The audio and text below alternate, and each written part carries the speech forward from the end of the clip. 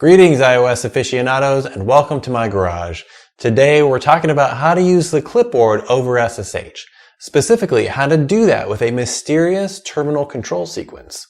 File this one under things you can do with no effort on a real computer, but are super fun to figure out on iOS.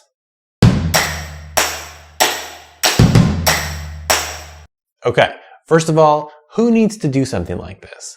Typically, if you're a programmer working on a remote computer, you want to be able to copy text into the iOS clipboard. It turns out that the Blink app can do this using a terminal control sequence called OSC 52 that copies data into the clipboard.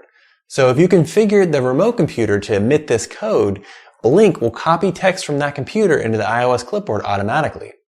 There's a script called yank that works well for this. Check it out, it's pretty short. I'll post a link in the video. You'll drop that script into a directory on your path on the remote computer and make it executable. Here you can see I put mine in the bin directory in my home directory, and you can see I ran chmod to make it executable. So what can you do with this? I use tmux and vim, so I configured both tools to pipe copied text to the yank script. With newer versions of tmux, that looks like this. You can see I changed my copy key bindings to pipe to the yank script. Then to configure Vim, I created a special Vim key binding.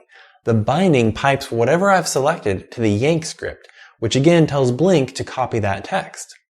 Let's see this actually working. Check it out. Here's me copying from tmux.